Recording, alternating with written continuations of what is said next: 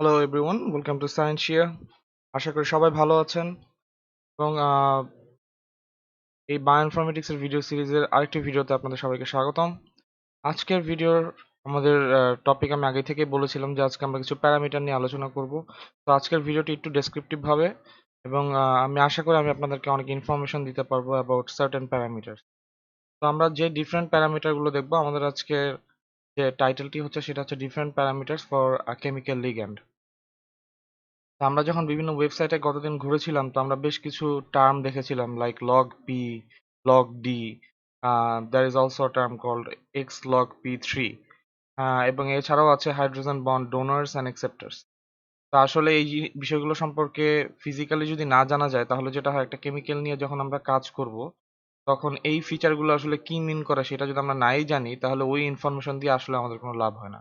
Information তখনই কাজে লাগে যখন ইনফরমেশনের মোটিভটা জানা যায়। সো ইনফরমেশন জানার জন্য ইনফরমেশন এর মোটিভ এবং কেন ইনফরমেশনটা ইউজ করবো সেটা আগে জানতে হবে। যার কারণে আজকের এই ভিডিওটি। তো সর্বপ্রথম যেটা বলবো সেটা হচ্ছে যে মনোযোগ দিতে হবে, কজ আমার প্রত্যেকটা কথার মধ্যে কিছু না কিছু থাকবে ইনশাল্লাহ। আশা করি সবাই মনোযোগ দিয়ে শুনবেন এবং আহ, যদি চান, আমি আশা করব যে সবাই একটি খাতা কলম নিয়ে বসে পড়বেন, যার যে কি পয়েন্টগুলো দরকার সেই কি পয়েন্টগুলো দেখে নিতে পারেন। আর যদি জেনে থাকেন আগে থেকে, তাহলে এগেন ওয়েলকাম এবং আবার আপনার প্র্যাকটিস হয়ে যাবে। তো আমরা আমাদের শুরু করার আগে আমরা যেটা দেখবো, আমরা আসলে একটা কেমিক্যাল কেন ইউজ করি। আমরা কেমিক্যাল ইউজ করি এই কারণে, আমাদের হয়তো বা একটা ড্রাগ, বেশিরভাগ ক্ষেত্রে যেটা কেমিক্যাল ইউজ করা হয় এটা লিগ্যান্ড হিসেবে, অর্থাৎ বডির মধ্যে একটা ড্রাগ অর্থাৎ একটা কেমিক্যাল এন্টিটি যাবে এবং সে কিভাবে ইফেক্টিভলি আপনার ডিজিজকে আপনার বডি থেকে রিমুভ করতে পারে। তো ডিজিজ রিমুভ করার আগে যেটা করতে হবে সেটা হচ্ছে, আপনার যে কেমিক্যাল এন্টিটিটা আপনি চুজ করেছেন সেই কেমিক্যাল এন্টিটিটা আপনার টার্গেট এরিয়া পর্যন্ত পৌঁছাতে হবে। কারণ বডির মধ্যে কিন্তু অনেক ধরনের ব্যারিয়ার আছে। হ্যাঁ, তো আপনার ড্রাগটা কতটা লিপোফিলিক অথবা কতটা হাইড্রোফিলিক, এইটার উপর বেসিস করেই কিন্তু আপনার ড্রাগটা আপনার টার্গেট এরিয়ায় পৌঁছাবে। এখন ব্যাপারটা হচ্ছে, এইটার জন্য আমাদের বডির বিভিন্ন জায়গায় বিভিন্ন লেভেলের পিএইচ থাকে। তো আপনি যদি পিএইচ হিসাব না করেই আপনার একটা ড্রাগ একজনকে খাওয়ায় দেন, তাহলে যেটা হবে, ওই ড্রাগ স্টোমাক থেকে direct renal absorption, renal distribution হয়ে যাবে, অর্থাৎ রেনাল রেনাল পথ দিয়ে বের হয়ে যাবে। তার মানে আপনার ড্রাগের কোনো এফিকেসি থাকলো না, আপনি ড্রাগ খেলেন, বের হয়ে গেল। ড্রাগ তখনই ইফেক্টিভ হবে যখন ড্রাগ টার্গেট পর্যন্ত পৌঁছাবে, এবং পৌঁছানোর জন্য আপনার নির্দিষ্ট পিএইচ, অর্থাৎ যেখানে আপনার টার্গেট সেই পিএইচে পৌঁছানোর জন্য আপনার ড্রাগটিকে ওইভাবে ডিজাইন করতে হবে। তা আমরা এখানে দেখতে পাচ্ছি বিভিন্ন pH variation in our body, অর্থাৎ আমাদের ফ্লুইডের মধ্যে পিএইচ, কোন কোন ফ্লুইডের মধ্যে কি কি টাইপের পিএইচ থাকে। আমাদের অ্যাকুয়াস পোর্শনের মধ্যে আমাদের পিএইচ থাকে 7.2, ব্লাডে আমাদের থাকে 7.4, কোলনে থাকে 5 to 8, ডুওডেনাম বা ফাস্টিং আমরা যখন থাকি, ফাস্টিং স্টেটে, তখন 4.4 থেকে 6.6।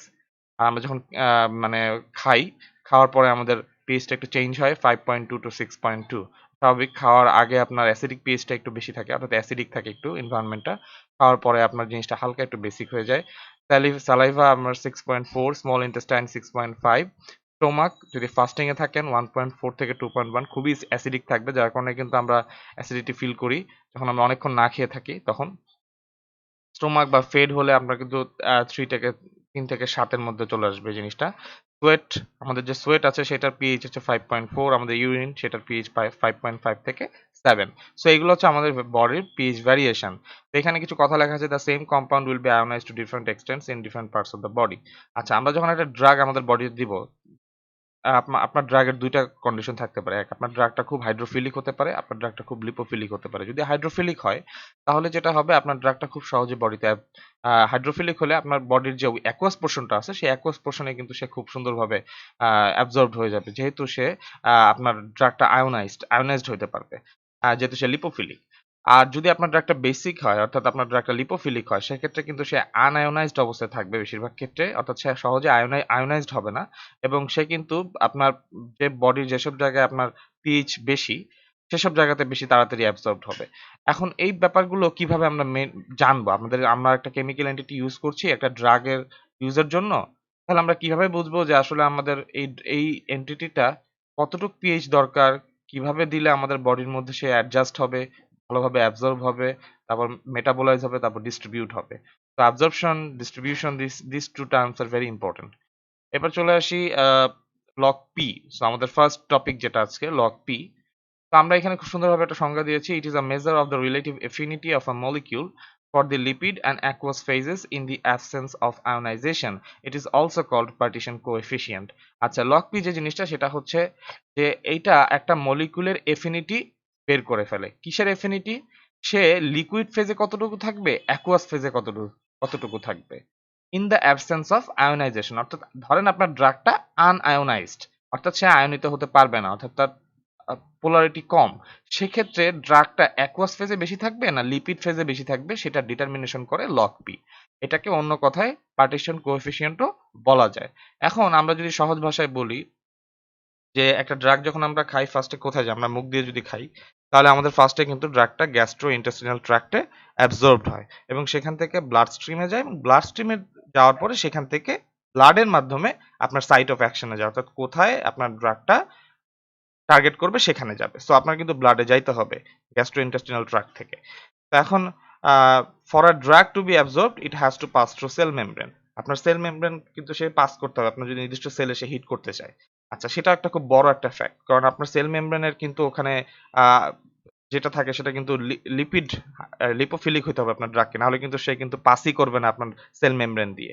তো এখন ব্যাপারটা হচ্ছে দ্য পার্টিশন কোএফিসিয়েন্ট যেটা, এটা হচ্ছে একটা রেশিও। কিরকম রেশিও? এই রেশিওটা কি করে, আহ, কতটুকু ড্রাগ আপনার ওয়াটারের মধ্যে যাবে, ওয়াটারের মধ্যে যাইতে পারে, কতটুকু ড্রাগ অকটেন ওয়ান অল এটার মধ্যে যাইতে পারে। তো অকটেন ওয়ান অন কেন ইউজ করা হয়? এটা একটা খুবই স্ট্যান্ডার্ড কম্পাউন্ড, যেটা হচ্ছে সমস্ত জায়গায় লগ পি ডিটারমিনেশনের ক্ষেত্রে ইউজ করা হয় অ্যাজ আ লিপিড কম্পাউন্ড। ঠিক আছে? তো আপনি ওয়াটার ফেজ ইউজ করবেন একটা বিকারের মধ্যে এবং তার মধ্যে অকটেন দিবেন। তারপরে সেই ড্রাগটা সেখানে দিয়ে আপনাকে ডিটারমাইন করতে হবে যে ড্রাগটা কতটুকু ওয়াটারে অ্যাবজর্বড হলো, কতটুকু আপনার অকটেনে অ্যাবজর্বড হলো। এই হচ্ছে টোটাল ব্যাপারটা। এখন ইফ দ্য ড্রাগ পার্টিশনস, এখানে বলা হয়েছে equally between water and octanol, then P equals to 1, অর্থাৎ ওয়াটার এবং অক্টানলের মধ্যে যদি আপনার ড্রাগটা একদম ইকুয়ালি ডিস্ট্রিবিউট হয় সেক্ষেত্রে আপনার পি এর মান হবে 1। এখন for calculating log P, logarithm 10 is taken. Logarithm 10 মানে লগের ভিত্তি আমরা 10, অর্থাৎ আমরা যখন লগ পি বলি তখন কিন্তু লগের যে লগারিদমের যে ভিত্তি আমরা জানি সেটাকে আমরা 10 ধরে নিই। তো এখানে log P will be log 10 amount of drug in octane 1 all divided by amount of drug in water. অর্থাৎ আপনি যদি এই দুটাকে ডিভাইড করেন তাহলে আপনি লগ পি পাবেন, সেটা অবশ্যই লগারিদম 10 হইতে হবে। তো এখানে আপনি চিন্তা করেন একটা জিনিস, যদি আপনার পি এর মান হয় 1 তাহলে আপনার লগ কত হবে, লগ পি কত হবে? যেহেতু আপনার লগারিদমের ভিত্তি 10, তো পি যদি হয় 1 তাহলে 10 টু দি পাওয়ার 1, তাহলে আপনার মান হচ্ছে কিন্তু 0। কোনো কিছু পাওয়ার 1 মানে কি 0। আচ্ছা, এখন যদি আমরা বলি যে আমার পি এর মান হচ্ছে 10 টু দি পাওয়ার 6, যদি পি এর মান 10 টু দি পাওয়ার 6 হয় তাহলে আমাদের লগ পি কত হবে? অবভিয়াসলি 6, যেহেতু আমরা লগারিদমকে 10 ধরে নিছি, 10 ভিত্তি ধরে নিছি। তো এই হচ্ছে টোটাল ব্যাপারটা। এই হচ্ছে আপনার বেসিক্যালি মানে লগ পি কি সেটা ডেফিনেশন আমি দিলাম। একটা লগ পি বের করার জন্য আপনাকে এই ইকুয়েশনটা ব্যবহার করতে হবে, amount of drug in lipid phase, amount of drug in water. Lipid phase হিসেবে এখানে কিন্তু অক্টেন 1 অল ইউজ করছে। আচ্ছা, পরে আমরা স্লাইডে যাই। তো এখানে কিছু অপটিমাম লগ পি দিয়ে দিছে আপনাকে, যে আপনার ভ্যালুটা কিন্তু বুঝতে হবে যে এই ভ্যালুটা খারাপ না ভালো এই কেমিক্যালের জন্য। তো সেটা বোঝার জন্য আপনার কিন্তু বিভিন্ন রকম লগ পি আছে বিভিন্ন কেমিক্যালের জন্য, বিভিন্ন সাইটে যাওয়ার জন্য কতটুকু লগ পি হইলে আপনার ওই কেমিক্যালটা অপটিমাম সেটা জানার জন্য। So optimum log P variation for organ penetration, যদি আপনি সিএনএস পেনিট্রেশন করতে চান সেক্ষেত্রে লগ পি হবে 2 প্লাস মাইনাস 0.7, তো আপনার অ্যারাউন্ড 2। দেন ওরাল অ্যাবজর্পশন করতে গেলে আপনার 1.8, ইন্টেস্টিনালের ক্ষেত্রে 1.35, কোলোনাল অ্যাবজর্পশনের ক্ষেত্রে 1.32, সাবলিঙ্গুয়ালের ক্ষেত্রে 5.5, পিকিউটেনিয়াসের জন্য আপনার লগ পি হবে 2.6। এটা অবশ্যই একটা লো মলিকুলার ওয়েট হইতে হবে আপনার। তো এগুলো হচ্ছে একটা লগ পি ভেরিয়েশন। আপনি যখন একটা কেমিক্যাল দেখবেন তখন অবভিয়াসলি আপনাকে এটা দেখে বুঝতে হবে যে এই কেমিক্যালটা আসলে কোন কোন অর্গানে পেনিট্রেট করতে পারে, এবং সেটা জানার জন্য আপনার জানতে হবে যে কোন কোন অর্গানে পেনিট্রেশনের জন্য মিনিমাম আর ম্যাক্সিমাম লগ পি কতটুকু প্রয়োজন। খুবই ইম্পর্টেন্ট এটা, যদি আপনি একটা ড্রাগ ডিজাইন করতে চান বা একটা ভ্যাকসিন ডিজাইন করতে চান সেই ক্ষেত্রে এটা খুবই ইম্পর্টেন্ট। আচ্ছা, এবার চলে আসি পরের স্লাইডে। তো লগ পি আমরা মেজার করতেছি কিসের জন্য? আমরা লগ পি মেজার করতেছি এটা দেখার জন্য যে আমাদের ড্রাগটা কতটুকু পার্টিশন হয়। এখন ধরেন আপনি আমাকে প্রশ্ন করলেন যে আসলে আমি তাহলে কিভাবে বুঝবো যে একটা ড্রাগ হাইড্রোফিলিক ড্রাগ না একটা ড্রাগ লিপোফিলিক ড্রাগ? তো আমরা যদি বলি যে লগ পি এর মান 0, যেটা আমরা ফার্স্টে দেখে আসছিলাম এখানে, যে লগ পি এর মান যদি 0 হয় তার মানে বুঝতে হবে p ইকুয়ালস টু 1, আর p equals to 1 and log p equals to 0 মানে হচ্ছে ড্রাগটা ইকুয়ালি ওয়াটারেও যেতে পারে, পার্টিশন হতে পারে, অক্টানলেও পার্টিশন হতে পারে। তার মানে log p equals to 0 means it is equal on both sides, water and octanol 1 all. এবার যদি আমরা চিন্তা করি তাহলে এটা হাইড্রোফিলিক কখন হবে? যখন log p এর মান নেগেটিভ হবে। অর্থাৎ log p যদি নেগেটিভ ভ্যালু হয় সেক্ষেত্রে আপনার ওই ড্রাগটি হবে হাইড্রোফিলিক ড্রাগ, আর যদি পজিটিভ ভ্যালু হয় তাহলে ড্রাগটি হবে লিপোফিলিক ড্রাগ। আমার মনে হয় আমি একটু বোঝাতে পেরেছি। আপনার এই ইকুয়েশনে আপনি যখন মেজার করবেন আপনার লগ পি, যদি লগ পি এর মান নেগেটিভ আসে অর্থাৎ নেগেটিভ ভ্যালু আসে সেক্ষেত্রে অর্থাৎ less then 0, then it will be hydrophilic drug, and if it's greater then 0 then it will be lipophilic drug. আচ্ছা, তাহলে জেনারেলি আমরা 0 থেকে 3 মানে আপনাদের বোঝার জন্য 0 থেকে 3 পর্যন্ত আমরা এটাকে একটা কারেক্ট ব্যালেন্স বলি যে বিটুইন হাইড্রোফিলিসিটি অ্যান্ড লিপোফিলিসিটি। অর্থাৎ 0 থেকে 3 এর মধ্যে থাকলে this drug will be able to penetrate most of the sites. তারপরেও এখানে আমি কিন্তু এক্সাক্ট দিয়ে দিছি যে কতটুকু লগ পি দরকার প্রত্যেকটির জন্য। তো এখন যদি আমি বলি যে আসলে আমরা যখন একটা ড্রাগ বানাই তখন ড্রাগটা কিন্তু লগ পি যখন আপনি ডিটারমাইন করতেছেন, আমি বারবারই বলতেছি log P is measured when the drug is completely unionized। অর্থাৎ আমি কিন্তু ফার্স্টেই বলে নিছিলাম যে আমরা যে লগ পি মেজার করতেছি সেটা হচ্ছে আনআয়োনাইজড ড্রাগস এর ক্ষেত্রে, অর্থাৎ ড্রাগসটা আনআয়োনাইজড থাকতে হবে। ড্রাগসটা আমরা এখন ধরে নিছি সেটা আয়নিত হতে পারে না। এখন ধরেন আমি যদি চিন্তা করি যে আমার উইক অ্যাসিড, আর আমার কারণ আমার অনেক ড্রাগই হতে পারে যার প্রপার্টি থাকতে পারে সে একটু অ্যাসিডিক অথবা সে একটু বেসিক, তাহলে সে যদি অ্যাসিডিক অথবা বেসিক স্টেটে থাকে সেক্ষেত্রে আমরা কিভাবে এটা বের করবো? তখন তো সেটা আয়োনাইজড হয়ে যাচ্ছে। তো তখন তো আমরা শুধু লগ পি বের করলে আমাদের হবে না, সেই কারণে তখন একটি নতুন টার্ম আসে। তো আমরা যদি ধরেন for weak acid or weak বেজের জন্য আমরা কি ডিসোসিয়েটেড, আনডিসোসিয়েটেড, তার মানে হচ্ছে এটা দিয়ে আমি বোঝাতে চাচ্ছি যখন আপনি একটা আয়োনাইজড ড্রাগ নিয়ে চিন্তা করবেন তখন আপনাকে যেটা করতে হবে আপনার ড্রাগটা কতটুকু ডিসোসিয়েটেড ফর্মে আছে অর্থাৎ কতটুকু আয়নিত হয়েছে ionized form divided by its undissociated অর্থাৎ আনআয়োনাইজড ফর্ম। এখানে কে ইউজ করা হয়েছে যারা পিকে এর সাথে পরিচিত, অর্থাৎ কনসেন্ট্রেশন ডিসোসিয়েশন কনস্ট্যান্ট, অর্থাৎ একটা ড্রাগ কতটুকু আয়নিত, একটা ড্রাগ না একটা কেমিক্যাল এন্টিটি কতটুকু আয়নিত হয় সেটা আমরা পড়ে আসছি অলরেডি ডিসোসিয়েশন কনস্ট্যান্ট নিয়ে। তো ডিসোসিয়েশন কনস্ট্যান্ট যদি আমরা চিন্তা করি তাহলে একটা ড্রাগের কতটুকু কনসেন্ট্রেশন ডিসোসিয়েটেড অবস্থায় আছে অর্থাৎ আয়োনাইজড অবস্থায় আছে, কতটুকু আনআয়োনাইজড অবস্থায় আছে অর্থাৎ আনডিসোসিয়েটেড অবস্থায় আছে। তাহলে সেটা যদি আমরা কনসিডারেশনে নিয়ে আসি তাহলে কিন্তু আমরা তখন একটা অ্যাকুরেট রেজাল্ট পাবো। তো আমরা পিকেএ ইউজ করি, কেএ কিন্তু ইউজ করি না। তো এখানে পি দিয়ে আমরা কিন্তু লগারিদমটা বুঝাই, এইটাই, আর কোনো কথা না। আমরা যে কে এর এখানে ইকুয়েশনটা ইউজ করেছি, তো এই ইকুয়েশনটার সামনে যদি আমরা পি লাগাই তার মানে আমরা হচ্ছে একটা নেগেটিভ লগারিদম 10 লাগাচ্ছি, লাইক পিএইচ। পিএইচ আমরা মানে কি নেগেটিভ লগারিদম 10 অফ হাইড্রোজেন, তাই তো? এটাই তো পিএইচ। তো সেক্ষেত্রে পিকে এও সেই একই জিনিস, এখানে হচ্ছে নেগেটিভ লগারিদম অফ কে এ। আচ্ছা, এখন যদি আমরা পরের লাইনটা পড়ি, সুন্দরভাবে এখানে বলা আছে যে the proportion of ionized to deionized molecules depends upon two factors. অর্থাৎ আপনার আয়োনাইজড এবং ডিআয়োনাইজড মলিকিউলগুলা যেগুলো আয়োনাইজড আছে এবং কিছু ডিআয়োনাইজড আছে, সেই মলিকিউলগুলো একটা ড্রাগের ভিতরে দুইটা ফ্যাক্টরের উপর তারা ডিপেন্ড করে। এক, ওই মলিকিউলটার পিকে কত, যেটা আমরা উপরে ইকুয়েশনটা দেখলাম, ডিসোসিয়েটেড অর্থাৎ ionized form divided by unionized form. আচ্ছা, আর আরেকটা হচ্ছে the pH of the solvent, অর্থাৎ অবভিয়াসলি পিএইচটা অনেক বড় একটা ম্যাটার করে এখানে। পিএইচ এর উপর আপনার আয়োনাইজড আনআয়োনাইজড এই ফর্মগুলো কিন্তু ডিপেন্ড করবে, অর্থাৎ এদের মান চেঞ্জ হবে। আচ্ছা, এবার আমরা একটু চলে আসি পরের সাইটে, অর্থাৎ যেটা হচ্ছে লগ ডি।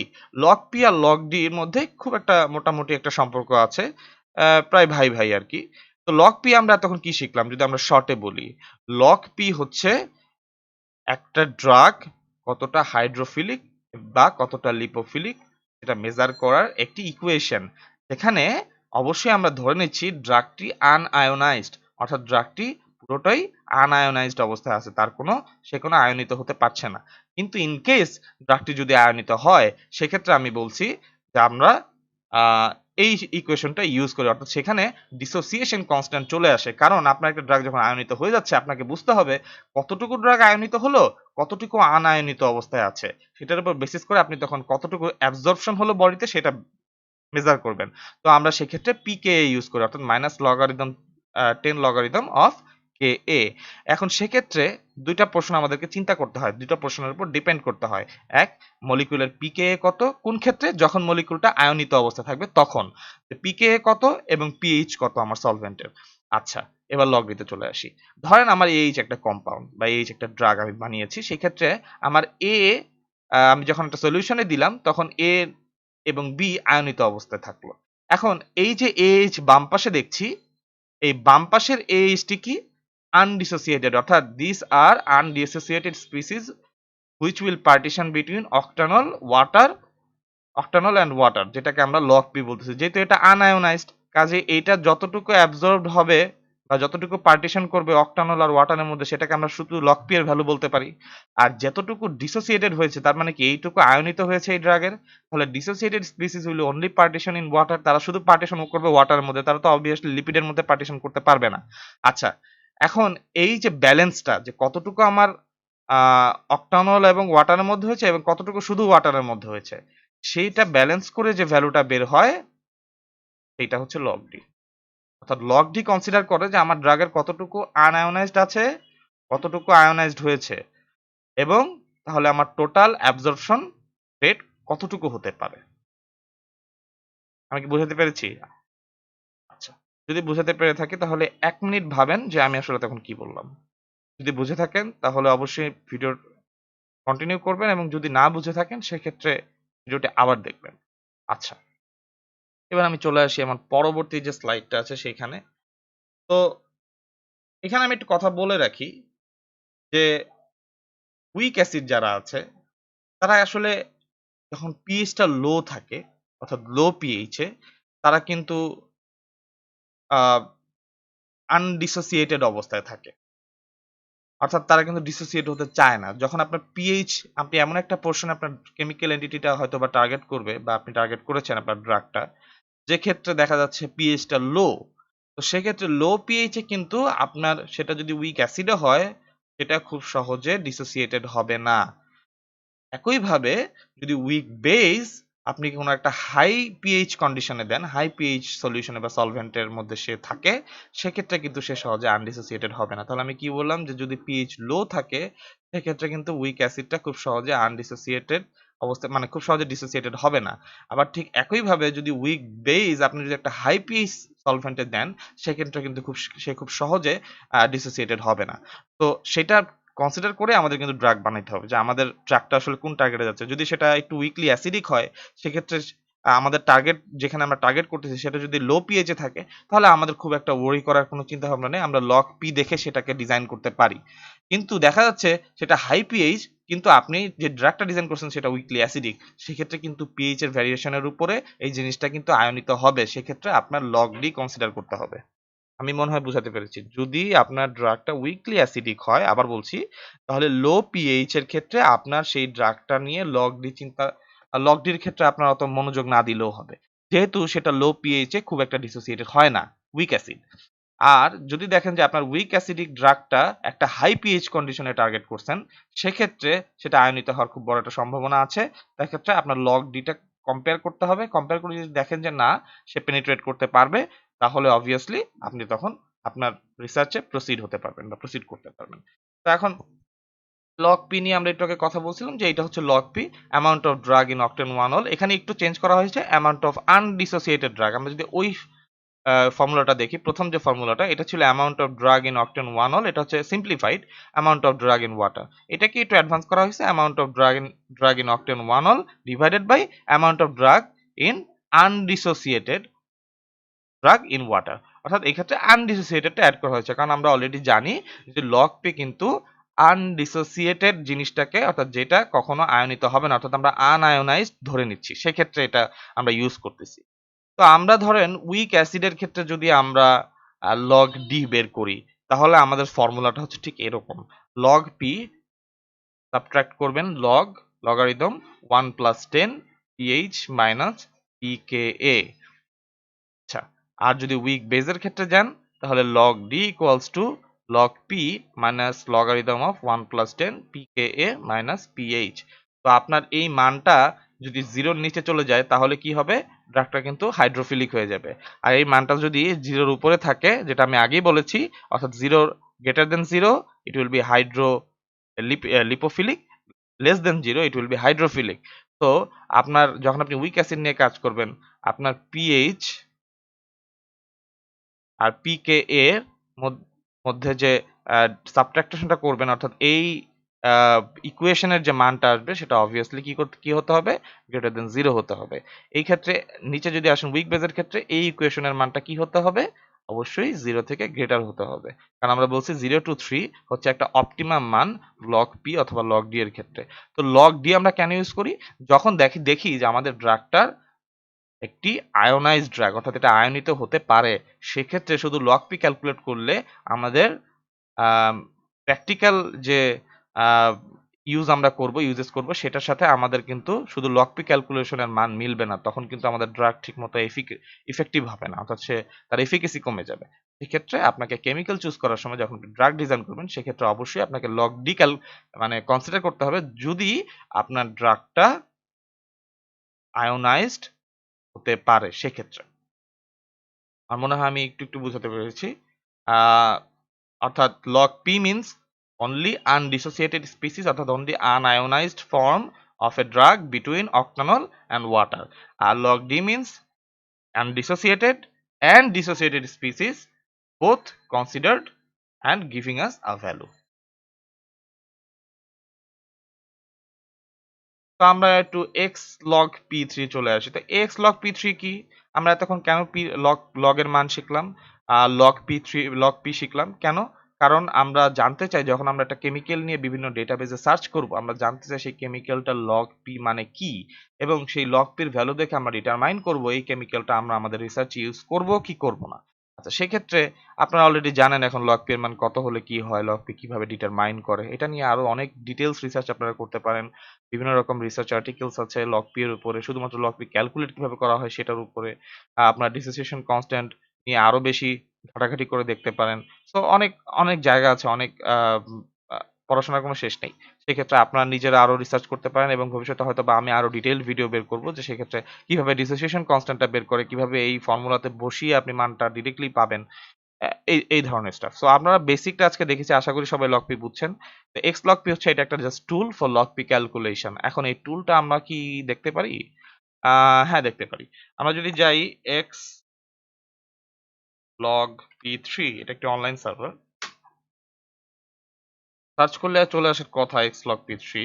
হ্যাঁ, আপনার এখানে এখানে যে কোনো লিঙ্কে গেলে আপনি লিঙ্কের মাধ্যমে পাবেন, তবে ডিরেক্ট লিঙ্ক হচ্ছে এটা xlog p3 ভার্সন 3.2.2 SIOC/CCBG। এটা হচ্ছে আপনার xlog p3 ক্যালকুলেশনের একটি সাইট। আচ্ছা, এখন এখানে সাপোর্টেড ফরম্যাটটা কি বলেন তো? মল2। আপনি সাপোর্টেড, আপনার কাছে ধরেন মল2 ফাইল নাই, আপনার কাছে যে ফাইলটি আছে যে কেমিক্যালের, সে ফাইলটি হয়তো এসডিএফ ফরম্যাটে আছে, আপনি এসডিএফ সিলেক্ট করে নিতে পারেন। তবে মল2 ফরম্যাটটা অনেক বেশি পপুলার। আপনাকে এখানে অপশনাল কিছু প্রপার্টি দিবে, যে আপনার molecular weight, number of nitrogen and oxygen atom, number of hydrogen bond donors, number of hydrogen bond acceptor, যেটা আমরা একটু পরেই দেখবো, এখনই দেখবো আর কি, number of rotatable bonds, number of rings. তো এই জিনিসগুলো আপনাকে রেজাল্টের সাথে দিবে আর কি। তো এই জিনিসগুলো আপনি চাইলে রেজাল্টের সাথে নিতেও পারেন, আর যদি না নিতে চান সেক্ষেত্রে এগুলো টিক বাটন গুলো হবে। এখানে কিচ্ছু না, জাস্ট একটা মল ফাইল আপলোড করতে হবে। তা আমাদের কি কোনো মল ফাইল ডাউনলোড করা ছিল? আমরা একটু ট্রাই করে দেখি। আমাদের যে ফোল্ডারটি আছে বায়োইনফরমেটিক্স এর, আশা করি আপনারাও বানিয়েছেন। তো আমাদের এখানে একটা মল ফাইল আছে, একে লোড দেওয়া যায়? একটু চেষ্টা করে দেখি।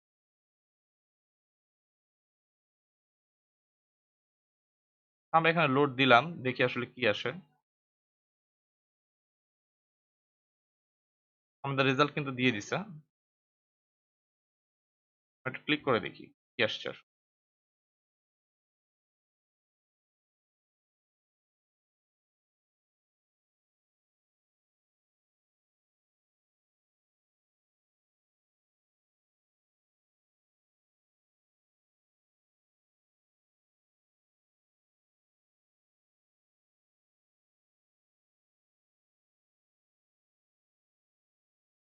রেজাল্ট দিয়ে দিচ্ছে।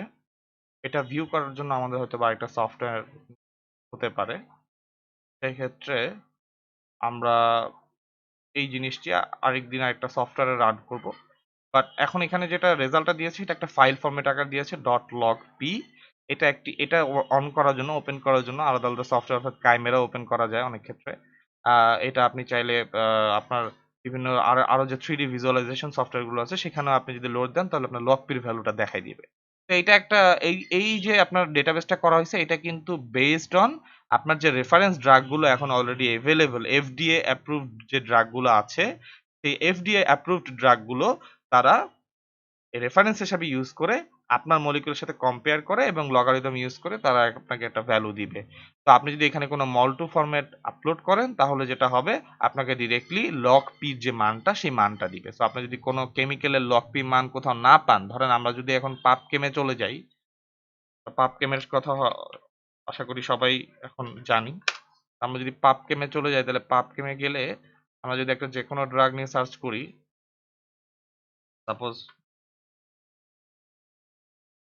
প্যারাসিটামল সার্চ করলে আমাদের কিন্তু প্যারাসিটামল চলে আসবে। তো এইখানে আমাদের লগ পি ভ্যালু থাকতে পারে, থাকা উচিত আসলে। একটু নিচে যাই, নিচে গেলে আমরা ইনফরমেশন পাবো।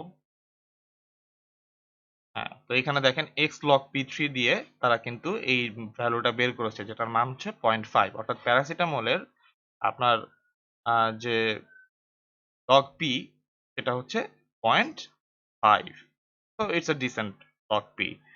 এখন ব্যাপার হচ্ছে যে এই লগ পি থ্রি ভ্যালুটা তারা বের করেছে হচ্ছে এই ওয়েবসাইটে যেটা আমি আপনাদেরকে দেখালাম এটার লগারিদম ইউজ করে। এই হচ্ছে টোটাল ব্যাপারটা। আচ্ছা, আশা করি আপনারা সবাই বুঝেছেন এবং আপনারা আশা করি আপনি এখান থেকে যে কোনো একটা মল ফাইল যদি নামান, এখান থেকে যে ডাউনলোড অপশনে যান তাহলে এখানে অবশ্যই মলের অপশন থাকবে। মল অথবা এইচডিএফ যে কোনো অপশন আপনি এখানে পাবেন। স্ট্রাকচার আমাদের এসডিএফ এ দিয়েছে এখানে, তো আমরা এসডিএফ এ যদি সেভ করি তাহলে আমাদের এসডিএফ এ কিন্তু ফাইলটা সেভ হবে। আমরা ধরেন সেভ করলাম, এই জিনিসটা আমরা কি করব, এখানে লোড দিব। ব্রাউজারে যাই, আমাদের ডাউনলোডস ফোল্ডারে আসছে, আপনার ওপেন দিলাম, সাবমিট করলাম, আমাদের রেজাল্ট কিন্তু দিয়ে দিবে। এই যে আপনার এখানে কিন্তু দিয়ে দিচ্ছে। আমাদের ওই মল ফাইলটা হয়তো বা এইভাবে দেখাচ্ছিল না, তার কারণ হচ্ছে ওটা আমরা ডক ফরম্যাটে সেভ করছিলাম। আমাদের এই যে এই ফোল্ডারে যে মল ফাইলটা আছে এটা ডক ফরম্যাটে সেভ করা ছিল। তো আমি এখন যেটা করব সেটা হচ্ছে এটা ডিলিট করে দিব। ডিলিট করে দিয়ে আমরা ডাউনলোডসে যাব, যে ফাইলটা আমরা এখন নামিয়েছি কপি করব, করে এখানে। আচ্ছা, তো এখানে দেখেন নাম্বার অফ হাইড্রোজেন বন্ড, যে অপশনগুলো আপনি চুজ করেছিলেন সেই অপশনগুলো কিন্তু দিয়ে দিচ্ছে। আপনার এই ড্রাগের মধ্যে রোটেটেবল বন্ড কয়টা আছে, নাইট্রোজেন এবং অক্সিজেন অ্যাটম কয়টা আছে, 3টা আছে, কয়টা রিং আছে, হাইড্রোজেন বন্ড ডোনার কয়জন আছেন, 2জন, অ্যাকসেপ্টর কতজন আছেন, 2জন, মলিকুলার ওয়েট কত, এবং লাস্টে লগ পির ভ্যালু এখানে দিয়েছেন দেখেন 0.46। আর এখানে যে ভ্যালুটা আমরা পাবকেমে দেখছি এই মলিকুলের জন্যই সেটা হচ্ছে 0.5, অর্থাৎ তারা একটি ইভেন ভ্যালু দিয়েছে। আর এখানে আমরা যেটা ক্যালকুলেট করলাম এটা তো জাস্ট কম্পিউটার অটোমেটেড লগারিদম দিয়ে ডিরেক্টলি আপনার যেটাকে আমরা বলি রান টাইম প্রোগ্রাম, অর্থাৎ রিয়েল টাইমে আপনাকে এটা রেজাল্টটা দিল। তো ওরা যখন বের করে তখন অবভিয়াসলি ওরা এভাবেই বের করে না, ওরা একদম কমান্ড লাইন ইন্টারফেস দিয়ে প্রোগ্রামিং করে ডাইরেক্টলি বের করে। সো তখন রেজাল্টটা অনেক অ্যাকুরেট আসে। But we got a close score. আমরা এখানে 0.46 পেয়েছি, আমাদের পাবকেমে এই কম্পাউন্ডই দেওয়া আছে 0.5। সো আমরা কিন্তু লগ পি বের করতে সক্ষম হয়েছি এবং লগ পি কি সেটা আমরা মনে হয় আশা করি অল্প একটু বুঝতে পেরেছি।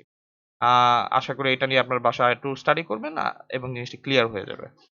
এবার চলে আসি hydrogen bond donor and acceptor. তো এটা খুবই কমন টার্ম, আশা করি অনেকেই জানেন। তো আমি খুব বেশি আলোচনা করব না, তবে আমরা একটা প্র্যাকটিস করব আজকে। তো হাইড্রোজেন বন্ড ডোনার এবং অ্যাকসেপ্টর এটা সম্পর্কে আসলে জানতে গেলে সর্বপ্রথম যেটা লাগে সেটা হচ্ছে, আচ্ছা, আমরা লক পি সম্পর্কে আরো কিছু ইনফরমেশন আমার কাছে এখানে আছে। তো আমি আপনাদেরকে ইনফরমেশন গুলো আগে দেই, দেন এই টপিকে যাচ্ছি। লক পি অবশ্যই একটা টুল যেটা আসলে আপনার লক পিক ভ্যালুটা আপনার ক্যালকুলেট করে দিবে কম্পিউটেশনালি, তাই না? যেটা আমরা করলাম একটু আগে লক পি সার্ভারে যেটা করলাম এখানে। তো এটা কি করে আসলে? এটা একটা রেফারেন্স কম্পাউন্ড নেয়, যেটা আমি একটু আগে বললাম, এবং এটার সাথে সে আপনার কম্পাউন্ডটা যেটা আপনি এখানে লোড করবেন সেটার একটা লিনিয়ার রিগ্রেশন অ্যানালাইসিস করে। সো আপনি যদি জানতে চান কিভাবে করে, সে লিনিয়ার রিগ্রেশন অ্যানালাইসিসটা করে দেখে, কম্পেয়ার করে দুইটা মলিকুলার এক্স এবং ওয়াই অ্যাক্সিসে লিনিয়ার রিগ্রেশন করে। তো আপনি যদি লিনিয়ার রিগ্রেশন সম্পর্কে না জানেন তাহলে আপনি গুগল করতে পারেন, অথবা আপনার ম্যাথ বইতেও এটা থাকবে অবভিয়াসলি, আপনি দেখে নিতে পারেন। আশা করি ভবিষ্যতে সময় পেলে আমি এটা নিয়েও আলোচনা করব। তো ট্রেনিং সেট এইখানে যেটা আমি জানি সেটা হচ্ছে প্রায় 8199টা কম্পাউন্ড এখানে রেফারেন্স হিসাবে অলরেডি আছে। এটা অনেক আগের একটা সমীকরণ। এক্স লক পি থ্রি যে টুলটা আমরা ইউজ করতেছি এই সার্ভারে, আসলে এই যে সার্ভারটায় আপনার 8199টা কম্পাউন্ড তারা রেফারেন্স হিসাবে ইউজ করে। যেগুলো রেফারেন্স হিসাবে ইউজ করছে তাদের already lock P data available, অর্থাৎ খুবই reliable lock P data already তাদের কাছে আছে এই 8199টা কম্পাউন্ডের জন্য। যখনই আপনি কোনো মলিকিউল লোড দেন, তারা আগে কি করে, তারা আপনার মলিকিউলটার সাথে ওই 8199টা মলিকিউলের স্ট্রাকচারাল একটা সিমিলারিটি দেখে, বের করে। অর্থাৎ আপনার মলিকিউলের সাথে এই 8000 মলিকিউলের কোনটার সাথে আপনার মলিকিউল খুব বেশি সিমিলার স্ট্রাকচারালি। সিমিলারিটি বের করার পরে তারা যেটার সাথে সিমিলার সেটাকে রেফারেন্স কম্পাউন্ড হিসেবে ধরে, তার লক পির সাথে আপনার লক পি কম্পেয়ার করে লিনিয়ার রিগ্রেশনের মাধ্যমে, এবং আপনাকে একটি ডেটা দেয়। এই হচ্ছে টোটাল ব্যাপারটা। এই হচ্ছে এক্স লক পি থ্রি। আপনি যদি এইটা নিয়ে আরো পড়াশোনা করতে চান যে কিভাবে এই লক পি থ্রি বের করে, তাহলে আপনি যেটা করতে পারেন, এই যে নিচে একটা রেফারেন্স আছে, আপনি এই রেফারেন্সে চলে গেলে পুরো টপিকটা আপনার কাছে খুব সুন্দরভাবে ক্লিয়ার হয়ে যাবে। একটু সময় দিতে হবে, অথবা 1 থেকে 1.5 ঘন্টা আপনি যদি সময় দেন, আপনি বুঝে যাবেন যে কিভাবে লক পি থ্রি বের করে। আচ্ছা, তো আমরা যে টপিকে যেতে চেয়েছিলাম বাট যেতে পারলাম না, সেই টপিকে চলে যাই এবার। সেটা হচ্ছে hydrogen bond donors and acceptor. তো হাইড্রোজেন বন্ড সম্পর্কে কিন্তু আমরা সবাই জানি, পানির মধ্যে হাইড্রোজেন বন্ড থাকে। তবে হাইড্রোজেন বন্ড সম্পর্কে অনেকের কাছে একটা ভুল অ্যান্সার আমি পাই। সেটা হচ্ছে যে যখনই জিজ্ঞেস করি হাইড্রোজেন বন্ড কি, তারা বলে গেলে হাইড্রোজেন থাকবে এবং আরেকটা ইলেকট্রোনেগেটিভ মলিকুল থাকবে। না, এটা খুবই ভুল একটা ধারণা। হাইড্রোজেন বন্ড মানে হাইড্রোজেনের সাথে একটা ইলেকট্রোনেগেটিভ মলিকুল থাকবে তা না। হাইড্রোজেন বন্ড কখনোই অ্যাটমের সাথে অ্যাটমের হয় না। আমি আবার বলছি, হাইড্রোজেন বন্ড কখনোই atom to atom hydrogen bond হবে না। হাইড্রোজেন বন্ড হবে শুধুমাত্র মলিকিউল টু মলিকিউল। আবার বলছি, hydrogen bond atom to atom হয় না, এটা শুধু মলিকিউল টু মলিকিউল হবে। তার মানে হচ্ছে হাইড্রোজেন বন্ড হওয়ার জন্য আপনার হাইড্রোজেন যে মলিকিউলটা, হাইড্রোজেন যে অ্যাটমটা আছে, সেটাকে অবশ্যই ফার্স্টে একটা ইলেকট্রোনেগেটিভ মলিকিউলের সাথে বাইন্ড হতে হবে। বাইন্ড হওয়ার পর যেটা হবে, যেমন দেখেন এখানে হাইড্রোজেনের সাথে অক্সিজেন বাইন্ড করেছে, তাই তো? বা হাইড্রোজেনের সাথে নাইট্রোজেন বাইন্ড করেছে, বা হাইড্রোজেনের সাথে ফ্লোরিন বাইন্ড করেছে। তো এই যে অক্সিজেন বা নাইট্রোজেন বা ফ্লোরিন, এই যে অ্যাটম গুলো দেখছেন, এগুলো আমরা সবাই জানি এরা কিন্তু পিরিয়ডিক টেবিলে খুব ইলেকট্রোনেগেটিভ মলিকিউল।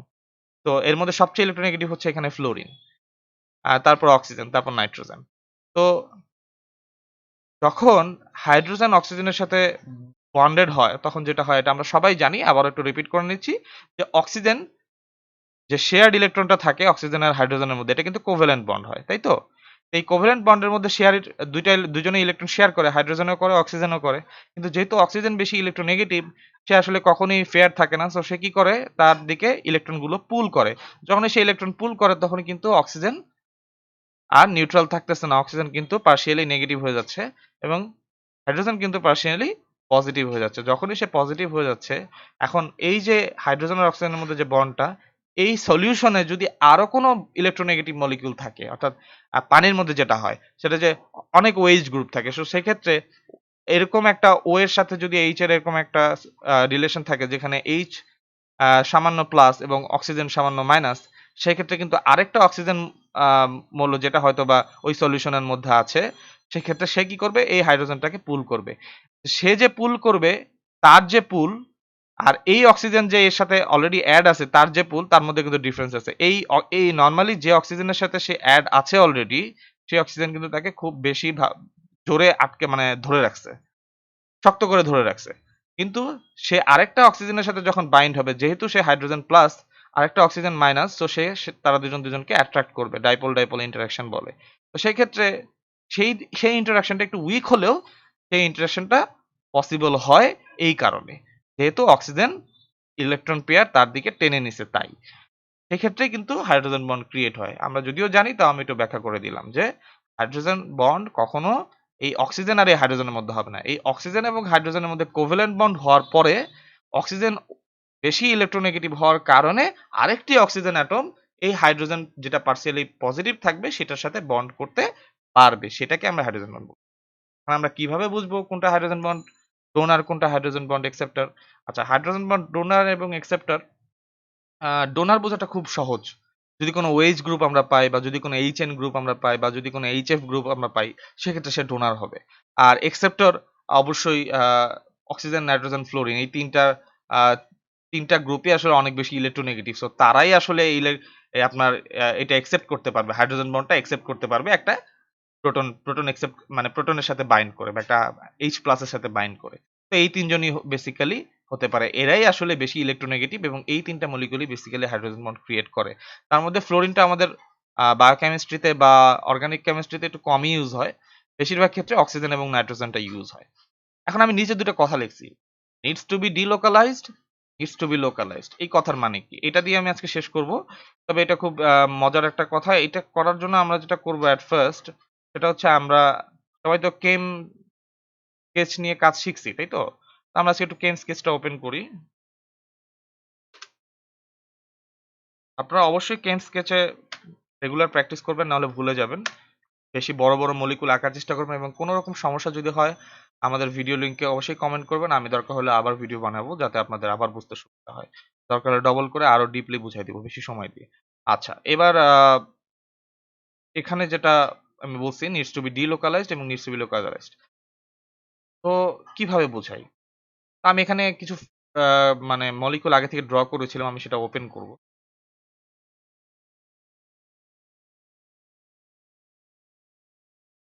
স্মল ফরম্যাটে আমার করা আছে। তো আমি এখন এটা সিলেক্ট করি, দুইটা মলিকিউল বড় করা দরকার।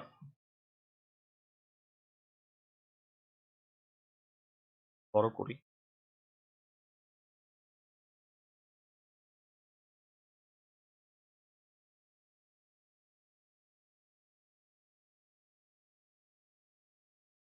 দুটা মলিকুল আমরা এখানে নিয়েছি।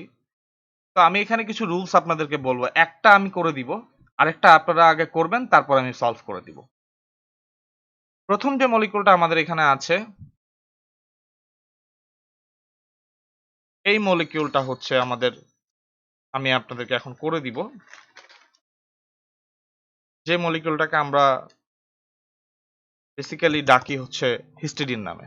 এটা হচ্ছে একটা হিস্টিডিন মলিকিউল। এটা যদি আমরা নাম জেনারেট করতে চাই, সেক্ষেত্রে আমাদের টুলসে গিয়ে জেনারেট দিলে আমাদের নেম চলে আসবে। তার আইউপ্যাক নেমটা 2-amino-3 1H imidazole 5-wild propanoic acid. এটা হচ্ছে আমাদের কম্পাউন্ডটার নাম। তো এইখানে কিন্তু দেখেন আমাদের অক্সিজেন আছে, হাইড্রোজেন আছে, নাইট্রোজেন আছে। তো আমরা এখান থেকে বোঝার চেষ্টা করব কিভাবে আমরা হাইড্রোজেন বন্ড ডোনারকে আর অ্যাকসেপ্টরকে, সেটা আমরা বের করার চেষ্টা করব। তো সর্বপ্রথম আপনাকে বুঝতে হবে যে যারা হাইড্রোজেন বন্ড ডোনার হবে, তাদের ইলেকট্রনগুলো ডিলোকালাইজ থাকতে হবে। কি বললাম? যারা ডোনার হবে তাদের ইলেকট্রনগুলো ডিলোকালাইজ থাকতে হবে। যারা অ্যাকসেপ্টর হবে তাদের ইলেকট্রনগুলো লোকালাইজড থাকতে হবে। তো প্রথমেই যেটা বলতে হবে সেটা হচ্ছে লোন পেয়ার ইলেকট্রন। এখন ধরেন আমি এই অক্সিজেনটার জন্য আমি চিন্তা করতেছি। তা আমরা জানি যে কোনো অক্সিজেন মানে হচ্ছে তার বন্ড করার পরে তার 2 পেয়ার্স লোন পেয়ার ইলেকট্রন বাকি থাকে, অর্থাৎ তার 2 জোড়া লোন পেয়ার বাকি থাকে ইলেকট্রন। তো ধরেন এই অক্সিজেনটার দুই জোড়া লোন পেয়ার ইলেকট্রন আছে। এখন আমরা কিভাবে বুঝবো সে লোকালাইজড না ডিলোকালাইজড? যদি সে লোকালাইজড হয় তাহলে সে অ্যাকসেপ্টর হতে পারবে, যদি সে ডিলোকালাইজড হয় তাহলে সে ডোনার হতে পারবে। আসলে ডোনার হওয়ার জন্য খুব সহজ, হাইড্রোজেন থাকলেই ডোনার হওয়া যায়, কিন্তু অ্যাকসেপ্টর হওয়ার জন্য আপনাকে অবশ্যই লোকালাইজড হতেই হবে। আপনার ইলেকট্রনগুলো লোকালাইজড থাকতে হবে, তাহলেই সে অ্যাকসেপ্টর হইতে পারবে। আচ্ছা, এখন কথা হচ্ছে লোকালাইজড কখন হবে? আমি খুব সুন্দরভাবে সহজ বাংলা ভাষায় দুইটা লাইন বলবো। এই দুইটা লাইন মুখস্থ যদি রাখতে পারেন তাহলে ইনশাল্লাহ যে কোনো মলিকিউল থেকে আপনি নিজে দেখে ডোনার এবং অ্যাকসেপ্টর বের করতে পারবেন। কিভাবে? যদি কোনো অক্সিজেন অ্যাটম বা নাইট্রোজেন অ্যাটম বা ফ্লোরিন অ্যাটম যদি ডিরেক্টলি একটি ডবল বন্ডের সাথে অ্যাড থাকে, কি বললাম? যদি ডিরেক্টলি একটি ডবল বন্ডের সাথে সে অ্যাডেড থাকে, তাহলে যেটা হবে, সে ডিরেক্টলি ডবল বন্ডের সাথে থাকলে, আমরা জানি ডবল বন্ড মানে কি? ডাবল বন্ড মানে হচ্ছে sp2 হাইব্রিডাইজেশন। তার মানে এখানে অলরেডি পাই ইলেকট্রন ডিলোকালাইজড অবস্থায় আছে, অর্থাৎ এই সিস্টেমে অলরেডি আপনার পাই ইলেকট্রন ডিলোকালাইজেশন আছে। তাহলে এখান থেকে এই অক্সিজেন থেকে যে দুই জোড়া লোন পেয়ার আছে, সেই দুই জোড়া লোন পেয়ার কখনোই এখানে আসবে না। এই অক্সিজেন থেকে এখানে আসবে না। কেন আসবে না? কারণ অলরেডি এই সিস্টেমের মধ্যে ডিলোকালাইজড ইলেকট্রন আছে। তো যদি কোনো অক্সিজেন বা নাইট্রোজেন ডিরেক্টলি কোনো ডবল বন্ডের সাথে অ্যাড থাকবে, তাহলে বুঝতে হবে সেই অক্সিজেন বা সেই নাইট্রোজেনের যে লোন পেয়ার আছে সেটা লোকালাইজড অবস্থায় আছে। আমি আবার বলছি, যদি কোনো অক্সিজেন বা নাইট্রোজেনের সাথে ডিরেক্টলি ডবল বন্ড থাকে, তাহলে বুঝতে হবে ডিরেক্টলি ডবল বন্ড মানে ওই ডবল বন্ডে তো অলরেডি আমার ডিলোকালাইজড ইলেকট্রন আছে। সো এই অক্সিজেন থেকে যে লোন পেয়ার আছে, সেই লোন পেয়ার কখনোই এখানে ট্রান্সফার হয়ে ডিলোকালাইজড হবে না। অক্সিজেনে আছে, অক্সিজেনেই থাকবে। সো তারা লোকালাইজড থাকবে। তার মানে হচ্ছে কোনো অক্সিজেন বা নাইট্রোজেন যদি ডিরেক্টলি ডাবল বন্ডের সাথে অ্যাড থাকে, তাহলে তার ইলেকট্রনগুলো লোকালাইজড থাকবে। তাহলে অক্সিজেনে আমরা জানি 2 পেয়ার্স থাকে, লোন পেয়ার। নাইট্রোজেনের 1 পেয়ার থাকে, ক্লোরিনের ক্ষেত্রেও তাই। তো তাহলে অক্সিজেনটা একটু ডিফারেন্ট, অক্সিজেনের 2 পেয়ার্স থাকে। তাহলে এখানে যে 2 পেয়ার আছে, দুইটাই লোকালাইজড। তার মানে সে হাইড্রোজেন বন্ড অ্যাকসেপ্টর। আশা করি বুঝাতে পেরেছি। আচ্ছা, এবার চলে আসি এই হাইড্রোক্সিল অ্যাটমটা। এখানে দেখেন, এখানে অক্সিজেন আছে। আমি বলেছি যদি ডিরেক্টলি ডাবল বন্ডের সাথে অ্যাড থাকে, সেক্ষেত্রে সে লোকালাইজড থাকবে। আর যদি সে সিঙ্গেল বন্ডের সাথে অ্যাড থাকে, তাহলে কি হবে? তাহলেও সে লোকালাইজ থাকবে। আবার যদি এমন হয়, যেমন আমরা এখানে এই নাইট্রোজেনটার দিকে তাকাই, এটা খুব মজার একটা জিনিস। যদি এই নাইট্রোজেনের সাথে দেখেন, এই নাইট্রোজেনটা যদি আমরা কম্পেয়ার করি, তাহলে যে NH, এটার একটা বন্ড, তার পরের বন্ডে ডবল বন্ড। আবার এখানে একটা বন্ড, তার পরের বন্ডে ডবল বন্ড। এটাকে আমরা অ্যালিলিক রিঅ্যাকশন মানে অ্যালিলিক রিলেশন বলি। অ্যালিলিক মানে হচ্ছে যে অ্যাটমটা আপনি কনসিডার করছেন, এক্ষেত্রে N নাইট্রোজেন, সেই অ্যাটমের একটা বন্ড পরেই এটা একটা ডবল বন্ড, একটা বন্ড পরেই একটা ডবল বন্ড। যদি এরকম থাকে যে একটা বন্ড পরেই একটা ডাবল বন্ড, তাহলে সে অবশ্যই ডিলোকালাইজড, সে লোকালাইজড না। কেন? কারণ তার যে ইলেকট্রনগুলো আছে এখানে, নাইট্রোজেনের যে লোন পেয়ার ইলেকট্রনগুলো আছে, সে কি করবে? সে ফার্স্টে এখান থেকে এই বন্ডে আসবে, এই বন্ড থেকে এই বন্ডে যাবে, অর্থাৎ এই সিস্টেমের মধ্যে সে ডিলোকালাইজড অবস্থায় ঘুরতে থাকবে, ইলেকট্রনগুলো চলমান থাকবে এখানে এই সিস্টেমের মধ্যে।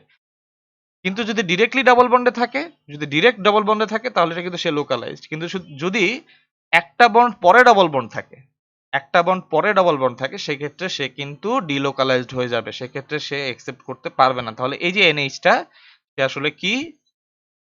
একজন hydrogen bond donor, not acceptor. সে শুধু ডোনেট করতে পারবে, সে কোনো সময় অ্যাকসেপ্ট করতে পারবে না। কেন? কারণ তার ইলেকট্রনগুলো ডিলোকালাইজড। অ্যাকসেপ্ট করার জন্য কি থাকতে হবে? তাকে লোকালাইজড হতে হবে। তাহলে এই যে এখানে নাইট্রোজেন অ্যাটমটা আছে, সে কিন্তু হাইড্রোজেন বন্ড নিতে পারবে। কেন? কারণ তার সাথে ডিরেক্টলি ডাবল বন্ড আছে। দেখেন, এই নাইট্রোজেনের সাথে ডিরেক্টলি ডাবল বন্ড। সেক্ষেত্রে সে একজন হাইড্রোজেন বন্ড অ্যাকসেপ্টর। কারণ যেহেতু ডিরেক্ট ডাবল বন্ড আছে, সিস্টেমে অলরেডি ডিলোকালাইজ ইলেকট্রন আছে, তার ইলেকট্রনগুলো এখানে আর যাবে না, অর্থাৎ তার ইলেকট্রনগুলো লোকালাইজড আছে। আর লোকালাইজড অবস্থায় থাকলেই সেটা হাইড্রোজেন বন্ড অ্যাকসেপ্ট করতে পারে।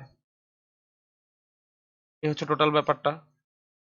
আপনি যদি এখানে এই H2N ক্ষেত্রে দেখেন, তাহলে সে লোকালাইজড অবস্থায় আছে, সে হাইড্রোজেন বন্ড অ্যাকসেপ্টও করতে পারবে, হাইড্রোজেন বন্ড ডোনেটও করতে পারবে। কারণ ডোনেট তো করতেই পারবে, কারণ তার হাইড্রোজেন আছে।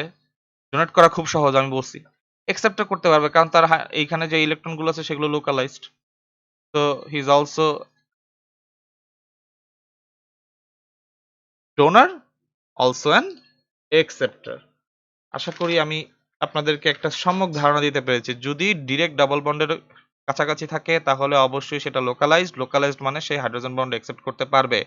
যদি একটা বন্ড পরে ডবল বন্ড থাকে তাহলে সে ডিলোকালাইজড হয়ে যাবে, সেক্ষেত্রে সে হাইড্রোজেন বন্ড অ্যাকসেপ্ট করতে পারবে না, সে শুধু ডোনেট করতে পারবে যদি তার হাইড্রোজেন থাকে সেক্ষেত্রে। আচ্ছা, এই হচ্ছে টোটাল ব্যাপারটা। এখন আমি যদি এই মলিকুলে চলে আসি, এটাকে আমরা বলি থিওব্রোমিন। যদি এটার নাম ডিরাইভ করি, টুলসে যাব, জেনারেট করব, নেম ফর স্ট্রাকচার, এটা হচ্ছে এটার আইউপ্যাক নাম, এটাকে আমরা থিওব্রোমিনও বলে থাকি। তো এটা যদি আমরা এখানে কনসিডার করি, সেক্ষেত্রে আপনারা দেখেন এখানে ডাবল বন্ড আছে অক্সিজেনের সাথে ডিরেক্টলি। সো এই অক্সিজেনের যে দুইটা লোন পেয়ার ইলেকট্রন আছে সে কিন্তু কি লোকালাইজড, দুইটা পেয়ারই লোকালাইজড, সেক্ষেত্রে হাইড্রোজেন বন্ড অ্যাকসেপ্ট করতে পারবে। এই নাইট্রোজেনের ক্ষেত্রে হাইড্রোজেন বন্ড অ্যাকসেপ্টর এবং ডোনার দুইটাই, যেহেতু সিঙ্গেল বন্ড আছে, সিঙ্গেল বন্ড থাকলে হাইড্রোজেন বন্ড ডোনার অ্যাকসেপ্টর সে দুই ধরনেরই হতে পারবে। এই নাইট্রোজেনের ক্ষেত্রে যদি চিন্তা করি তাহলে ডিরেক্ট ডাবল বন্ড আছে, সো সেক্ষেত্রে সে হাইড্রোজেন বন্ড অ্যাকসেপ্টর হতে পারবে না, সে শুধু ডোনার। কিন্তু সে কি ডোনেট করতে পারবে? কেন বলেন তো? তার তো হাইড্রোজেন নাই, তার মানে তার ডোনেট করার মতো কিছু নেই, সে ডোনেটও করতে পারবে না, সে অ্যাকসেপ্টও করতে পারবে না। তার ইলেকট্রন গুলো, sorry I am very sorry, আমি একটু এখানে ভুল বলেছি। এখানে ডিরেক্টলি ডাবল বন্ড আছে, দ্যাট মিনস তার ইলেকট্রন গুলো লোকালাইজড, কারণ এখানে এই সিস্টেমে অলরেডি ডিলোকালাইজড ইলেকট্রন আছে। যেহেতু তার নাইট্রোজেনের ইলেকট্রনটা লোকালাইজড, সেহেতু সে হাইড্রোজেন বন্ড অ্যাকসেপ্ট করতে পারবে, ডোনেট করতে পারবে না, কারণ তার তো হাইড্রোজেন নাই। সে অ্যাকসেপ্ট করতে পারবে, ওয়াই? বিকজ নাইট্রোজেনের ইলেকট্রন গুলো লোকালাইজড হলেই অ্যাকসেপ্ট করতে পারবে।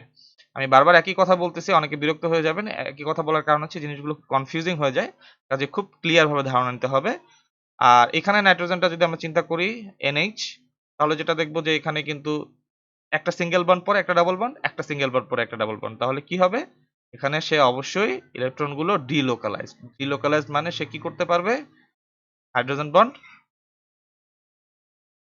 ডোনার সে হবে, সে কখনো অ্যাকসেপ্টর হবে না, কারণ ডিলোকালাইজড হলে ডোনার হয়, লোকালাইজড হলে অ্যাকসেপ্টর হয়। এই অক্সিজেনের ক্ষেত্রে সে লোকালাইজড কেন? কারণ ডিরেক্ট ডাবল বন্ড তাই। এই নাইট্রোজেনের ক্ষেত্রে সে কিন্তু ডিলোকালাইজড কেন? কেন ডিলোকালাইজড? কারণ দেখেন এখানে একটা বন্ড পরে একটা ডাবল বন্ড আছে, তার মানে একটা সিঙ্গেল বন্ডের পর একটা ডাবল বন্ড থাকলেই সে ডিলোকালাইজড হয়ে যায় এবং সে শুধু ডোনার হতে পারে, অ্যাকসেপ্টর হতে পারে না। যদি শুধু সিঙ্গেল বন্ড থাকে সেক্ষেত্রে সে ডোনার হতে পারবে, অ্যাকসেপ্টরও।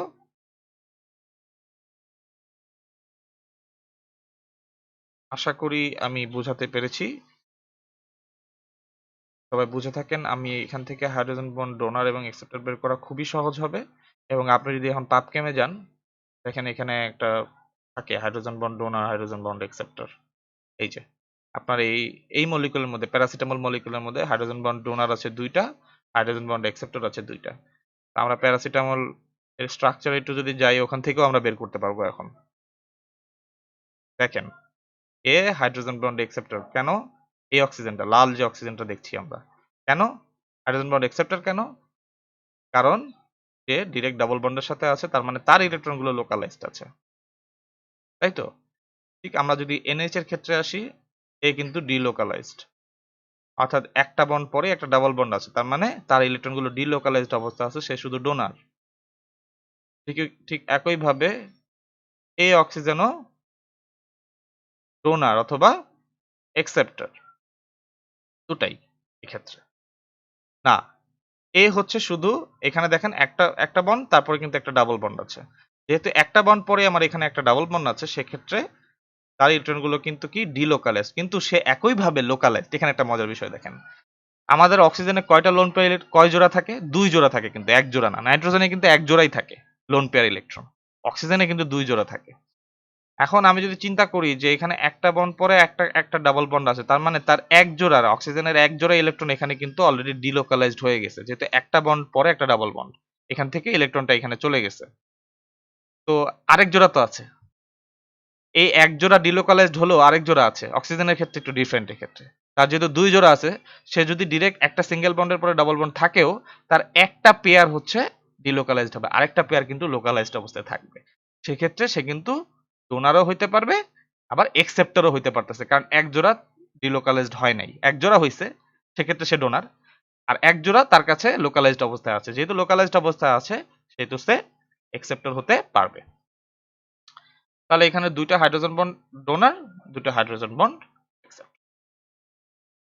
এখানে সেও কিন্তু ডোনার হতে পারবে, যেহেতু তার কাছে এইচ আছে। এইচ থাকলে খুব সহজে ডোনার হওয়া যায়, এটা খুব সহজ একটা ব্যাপার। অ্যাকসেপ্টরের ক্ষেত্রে ঝামেলাটা হয়। অ্যাকসেপ্টর কখন হবে আমি আপনাদেরকে সহজভাবে বলে দিয়েছি। ডাবল বন্ড ডিরেক্টলি কানেক্টেড থাকলে তার ইলেকট্রনগুলো লোকালাইজড থাকবে, আর লোকালাইজড হলেই সে অ্যাকসেপ্টর হতে পারবে।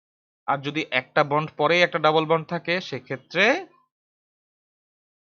তারা ডিলোকালাইজড হয়ে যাবে এবং সে অ্যাকসেপ্ট করতে পারবে না, এক্সেপ্ট ফর অক্সিজেন। যেহেতু অক্সিজেনের আবার 2 পেয়ার আছে, তার 1 পেয়ার ডিলোকালাইজড হয়ে যাবে, অর্থাৎ 1 পেয়ার সে ডিলোকালাইজড করে দিবে, কিন্তু আরেকটা পেয়ার কিন্তু লোকালাইজড অবস্থায় থাকবে। সো সেক্ষেত্রে সে ডোনার অ্যাকসেপ্টর দুইটাই ওই অবস্থাতেও, মানে একটা বন্ড পরে একটা ডাবল বন্ড থাকা সত্ত্বেও সে ডোনারও হতে পারবে, অ্যাকসেপ্টরও হতে পারবে।